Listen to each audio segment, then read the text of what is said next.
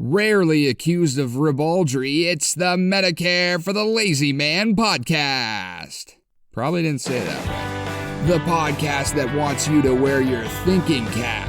Here's a man who doesn't sleep, he waits. It's Medicare expert Doug Jones.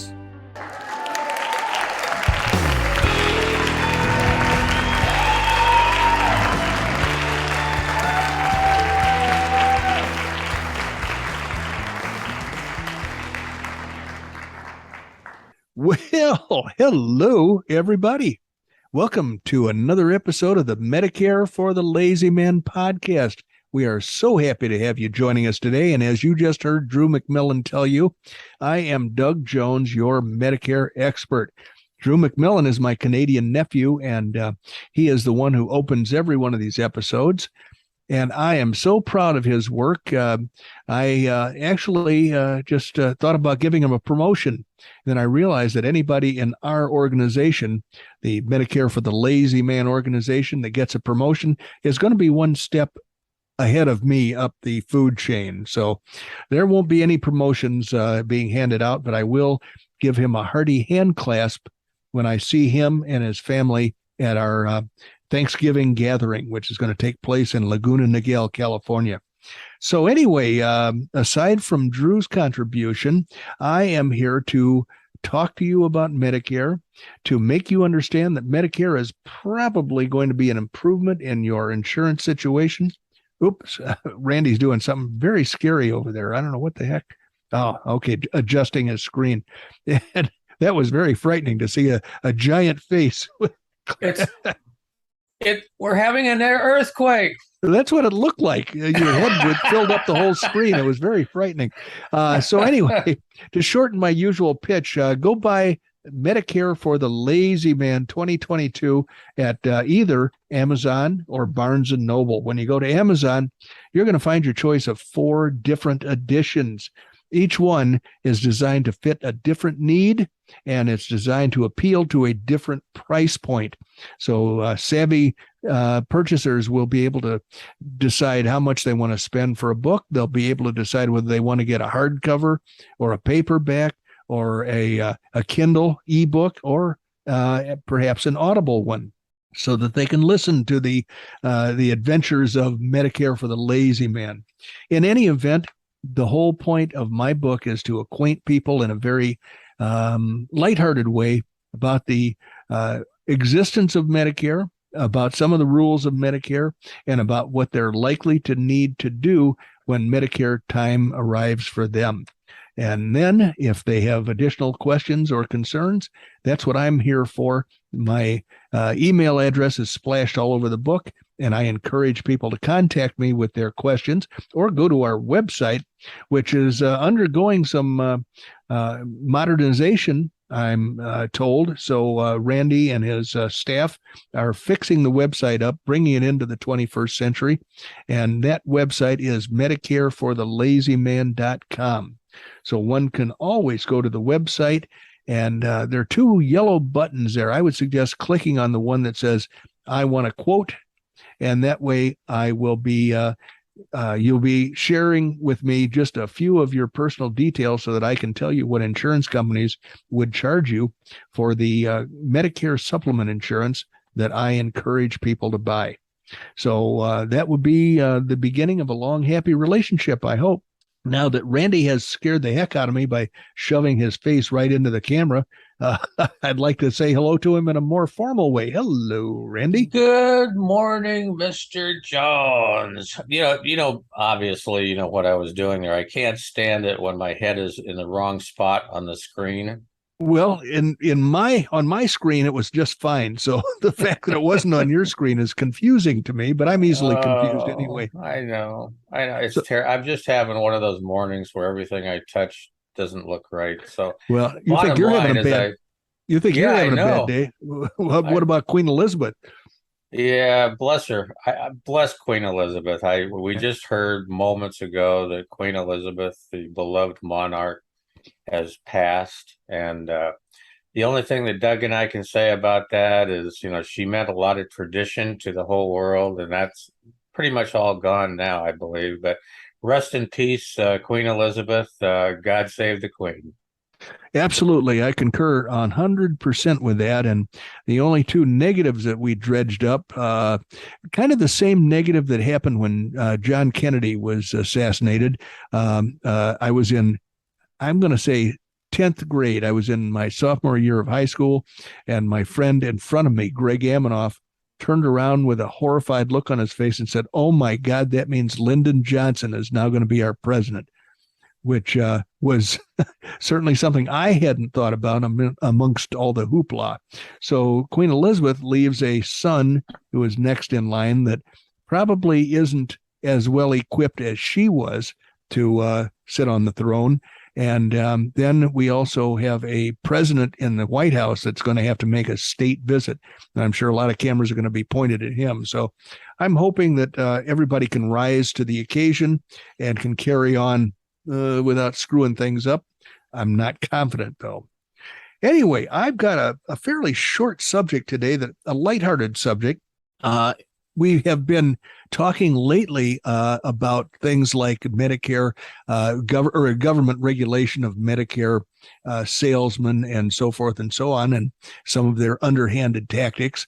And this is a little article about government regulation that is more lighthearted and it's more benign. It's basically a hint as to what not to say during Medicare educational and sales events. So Randy and I often have been able to turn these kinds of things into a little game. I don't know if we're going to be able to do that with this article or not, but it's I'm going to explain that headline to you because this is addressed to insurance agents, and basically it's addressed to insurance agents that sell Medicare Advantage plans and to a lesser extent Part D prescription drug plans. It's what not to say during Medicare educational and sales events. And the reason it's worded that way, Randy's got a question or a comment. You know what you don't say during a Medicare Advantage sales event? I'm guessing that anything that Joe Namath says would be off the table. Yes, or sign me up. Neither one of those. Okay, just wanted to let the audience know. Well, that's exactly right. The client, the prospective client, should not say that just for self-preservation. But this article is addressed to insurance agents.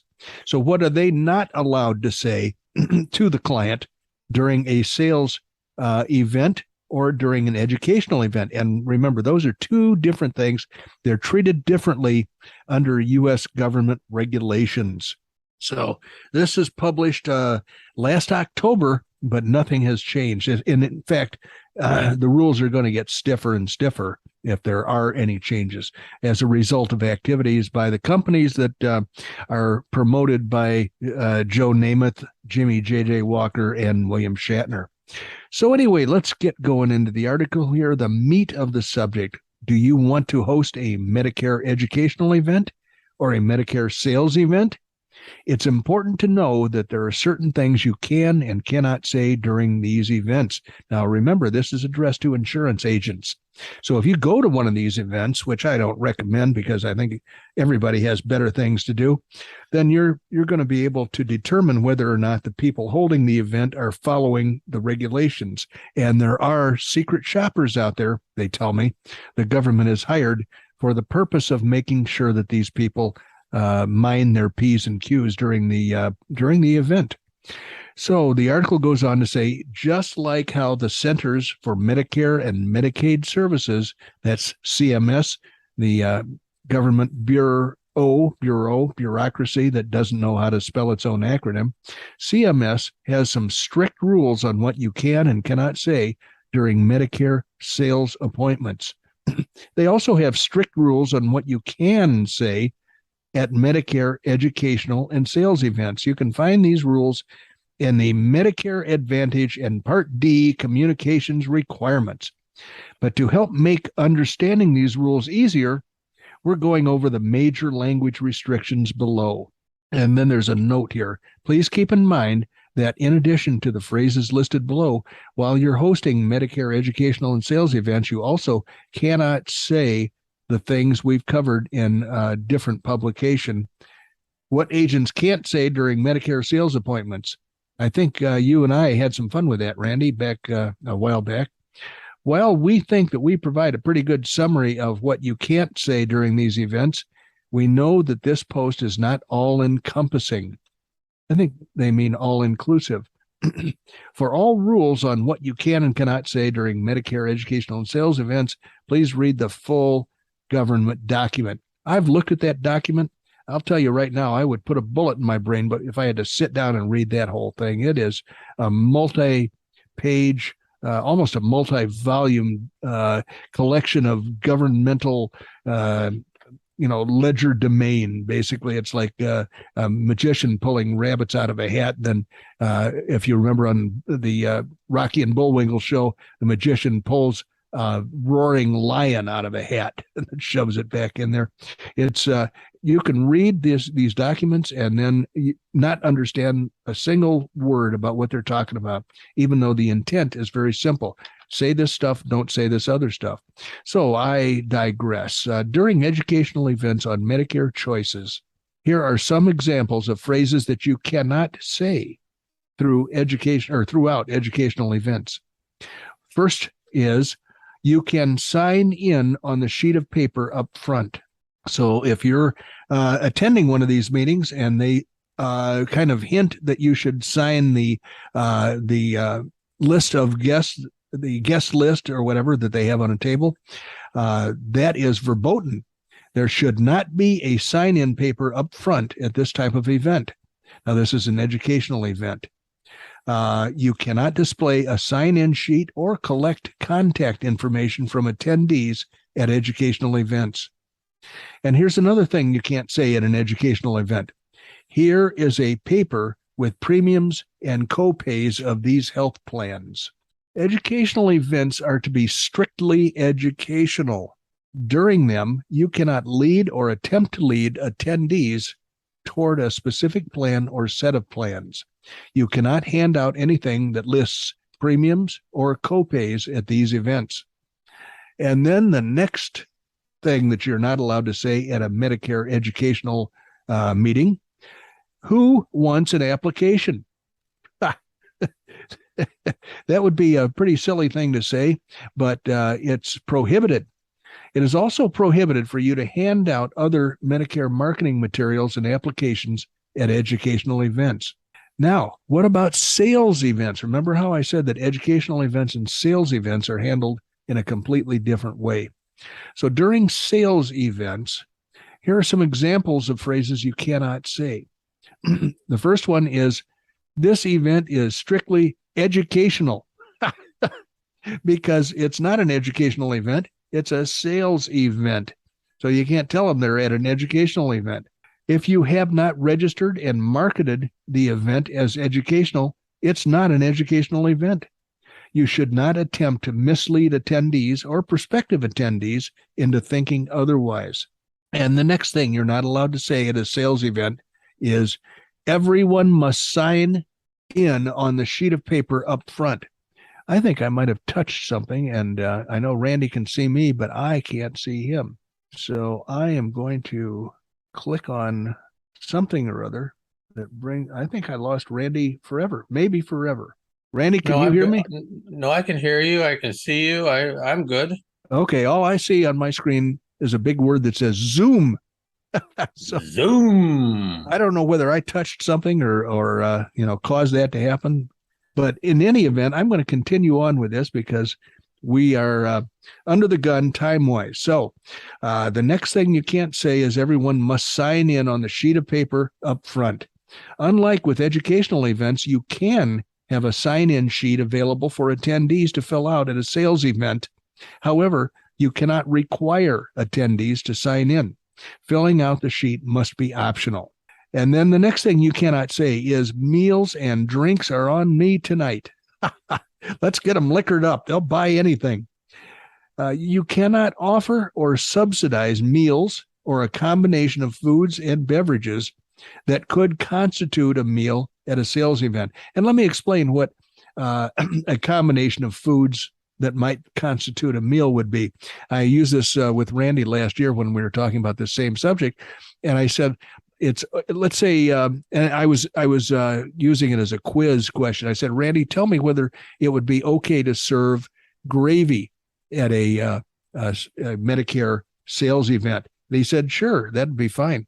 And I said, okay, but how about if we served that plus turkey? And he said, well, I don't know. Is that permissible or not? And I said, well, it's sneaking up on being the constituents of an actual meal. So you can serve independent things that don't look like they would constitute a meal. They're snacks. But if you put the gravy together with the turkey and then maybe some potatoes and possibly some dressing and a vegetable or two, you have maybe served 4 or 5 different snacks, but you have violated the U.S. government's edict on serving meals or subsidizing meals. So go ahead and serve the gravy, but don't serve the turkey with the gravy. So the next thing you cannot say during a Medicare sales event, let's assess your health at the table up front. Health screenings or assessments could be used for cherry picking, and so they are also prohibited by CMS at sales events. I have to tell you, I mentioned this the last time we discussed this subject. I'm going to say it again. Anybody who thinks a salesman is going to turn down a sale in order to cherry pick only the healthiest people is a complete moron. Sales reptiles or sales reps are going to get any live person they can to sign on the dotted line without regard to their health or any other factor that might cause the insurance company to want to not insure them. There is no such thing as an insurance agent who's going to turn down the opportunity to earn a commission by cherry picking only the healthiest people. So this is completely ridiculous and unrealistic that the federal government thinks that this would go on at an agent-sponsored Medicare sales event. So there's a classification of things that you cannot say during both types of events, both educational and sales events. Here are some examples of phrases you cannot say during both educational and sales events. Here's the first one. I'll give whoever knows the answer to this question a $25 gift card. You can't say that or anything like it because it's true. It says it's true that money talks and many people like the chance to win a free gift card. These types of offers don't help people make the best decisions for their Medicare coverage. CMS's rules dictate that you cannot give away cash or other monetary rebates at educational or sales events. So don't expect to go to one of these events held at a local restaurant by a local insurance agent. Don't expect to go to one of these things and actually cash in. It's not a bingo game, and they're not allowed to give away anything of real value or anything that could be converted into cash. Here's another thing you cannot say if you're holding one of these events and potential clients have come to your meeting. You cannot say, I need you to fill out one of these scope of appointment forms. And the explanation for that is be careful. You cannot require attendees to fill out a scope of appointment form, whether you're hosting the event or otherwise. They must decide for themselves if they want to complete the form. So I should explain to you what a scope of appointment form is. This is a diabolical form that the federal government concocted many years ago. And the reason they concocted it is because they believe that you, at the tender age of 64, 65, 66, whatever you are when you're enrolling in Medicare, they believe that you are too frail and too easily fooled to be able to trust any agent.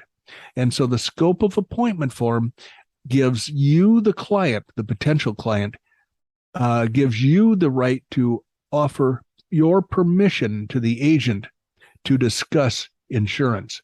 And so when you sign that form, it used to be that you had to wait 48 hours in case you wanted to change your mind.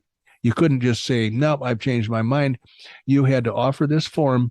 The insurance agent had you sign it, and then he had to come back 48 hours or more later if you've had time to think about it. Nowadays, they don't have to wait. They get you to sign the form so that they can discuss the Medicare Advantage plans or the Part D prescription drug plans on the same day with you. But you are giving your permission to discuss these things to the agent by signing a scope of appointment. The dumbest thing I've heard of in quite some time. And finally, the last thing they have here that is verboten that an insurance agent cannot say during an educational or sales meeting, you must fill out one of these enrollment forms. So when you've got a room full of people and you order them to fill out these enrollment forms, it seems to me that you're going to have a lot of people who are not going to be enrolling in your plan once they find out how you've tricked them. So I don't think you can require people to sign up for the plans that you're selling. And it says here in the article, you also can't require attendees to fill out an enrollment form at any time during these events or in general. The decision to enroll in a plan must be made by the attendee alone. Your role is to help guide them, not coerce them. Now, this article is written for agents that may be a little slow on the uptake. So this is very basic stuff here. But frankly, any salesperson who orders people to buy his product is likely not to be a very good salesperson. Some of these examples may have seemed silly and like phrases you would never say. And if so, we're glad. It means you have a good understanding of what's appropriate to say during an educational and a sales event on Medicare. If not, if you did not think these things were silly, then don't sweat it. That's why the guidelines have been established. So the guidelines have been established for the lowest common denominator, for the dumbest insurance agents out there. We hope this article helps you to not only understand the rules associated with these events, but also gives you the confidence to host them. Both educational and sales events can play a huge role in your Medicare sales strategies. Just remember, these rules and the other ones in the Medicare Advantage and Part D communication requirements document regarding these events, just remember these rules and you'll be set for success. Okay, well, I think my takeaway I would like to express here to the audience is if you get an invitation to one of these sales meetings or educational Medicare meetings, I would consider discarding it immediately because the purpose of them is to have an agent pitch you on the Medicare Advantage plans that they want to sell. I do not recommend that anybody buy Medicare Advantage plans, and I recommend that you not waste your time going to the meetings that we're discussing here. Stay home. Hey, maybe if you need advice on Medicare, get in touch with me at dbj@mlmmailbag.com, and I'll be happy to share my opinions and expertise with you. So I'm guessing that Randy is still there, although I have no indication of that. Randy, are you there? I am still here. Well, I have nothing but the word Zoom on my screen, so I'm going to have to leave. I'm going to have to leave the rest of it to you. Well, you know something? I know you did a very, very good presentation there in terms of things that, the bottom dweller, Medicare Advantage plan agents can't say, but I think you missed a couple. Oh boy, tell me, because those bottom dwellers they're always coming up with new stuff. I know. So I think, things that popped into my head while you were discussing that they shouldn't say, can't say, and better not say is, number one, Joe Namath personally drives the lunch bus. Well, there you go. That's because often Joe Namath is offering free meals. Yes. And one more, there's hundreds more I could have written down, but I didn't. And last but not least is Joe Namath's nose has not grown in 4 years. Well, I'm not sure that's true, but who knows how old the commercials are that he's yakking on. But I'll tell you right now, those are things to avoid. His grandfather Geppetto. Yeah, there you go. There's Geppetto Namath. Oh, geez. Well, listen, I just managed to fix my my Zoom, so you're back on my screen now. Oh, I'm sorry. That's all right. It's going to be for a short time because we've got to say goodbye to the people. We do. Let's sign her off. A couple things I always do at the end is to thank everyone for joining us at the Medicare for the Lazy Man podcast, because I have a hard time getting dug out of bed to do this some mornings, and it's just, it's something that's important, but Doug likes to sleep in. I don't sure know. do. In fact, right after this, I'll be taking my morning nap, my late morning nap. Yeah, exactly. Well, in the meantime, for the next podcast, go to Amazon.com, acquire, buy, steal, order, whatever you want to call it, several copies of the Medicare for the Lazy Man book. The paperback is the 2022 version with the green numbers. Get an audio version if you want to go to bed listening. Get a Kindle if you like to carry it around on your phone and read it in moments of solitude during your life. And bottom line is just make sure that if you have any questions that Doug hasn't touched on, I can't imagine what they would be, but everybody's needs are different. Write him at dbj@mlmmailbag.com and he will answer you as soon as humanly possible. The guy You the bet your guy booties. he answers things sometimes in milliseconds. I He sit he here with starts my catcher's mitt, waiting yes, for questions come in. he starts writing the answers before they ever come in. That's because I'm psycho, or maybe that's That's right. psychic. No, psychic, I think is the word for that. So Okay. anyway, thanks everybody. We need to sign her off today. You have just spent about 32 and a half minutes with Doug Jones, the anti-insurance insurance guy, originally from Oklahoma, now residing up in the high mountain peaks behind Cave Creek, Arizona, in his fortress of solitude, Doug Jones. Bye bye, everyone.